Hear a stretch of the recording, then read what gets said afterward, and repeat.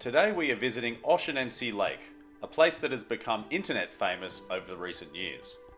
If you're watching this video, then no doubt you have seen this glowing blue lake surrounded by these picture-perfect, glorious mountains. Whoa, hang on a second. Is this even the same place? Or is this another overhyped destination where expectations are distorted by Instagram filters? The answer might be somewhere in the middle, and in this video, we'll show you why. Another day, another gondola.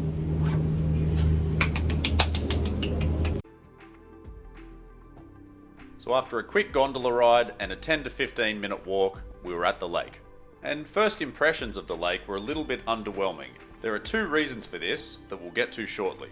There are plenty of places to swim in the lake, and on the water's edge is a big group of cows. They're a bit grumpier than the cows we saw at Untitled, but you can still get nice and close to them if you want to take photos. But just don't touch them. The area wasn't too crowded, and there were plenty of great spots to get photos and videos. But as you can see, we were really missing that wow factor.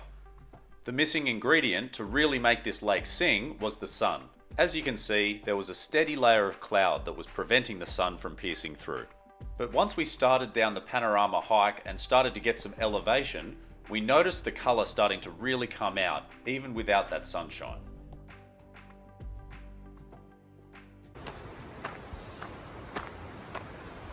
Now from where you walk in, when you're at ground level, the water just doesn't have this kind of colour. You really have to go onto the trail, get a bit of elevation to really see it.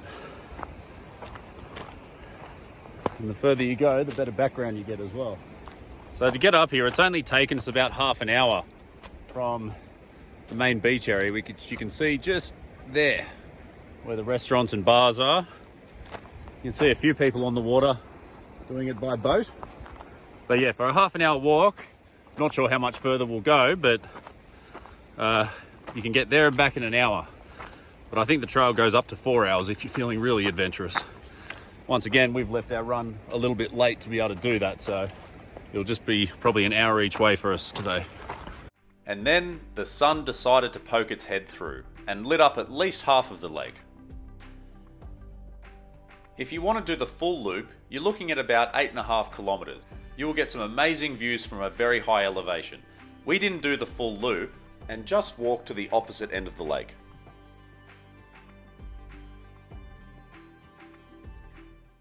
So after about 40 minutes, you get to a big grass clearing, with plenty of rocks to sit on, a couple of chairs, and you're looking straight back down the lake. You can just see just up there to the restaurants and bars. So a 40-minute walk from there. It's pretty steep in some places, but overall it's not all that difficult. Now the 4-hour track goes all the way up here. You can see there's a small shop or bar there to get some cold drinks, and then you can head all the way up that mountain, which I would love to do, but we don't have enough hours left in the day, and I'm not sure there's enough energy in Arne's legs either. So for now, we are just going to enjoy this view, soak this in for 15 minutes, and then head back down. And look at the color of that water. Unbelievable. And the mountains in the background. We've just got enough sunlight. We've been really, really lucky yet again with a bad forecast, but enough sun to give us a really, really nice day out. So very happy and very grateful. So if you're coming up here and chasing perfection in terms of the color of the water, the two ingredients you need are sunshine and elevation.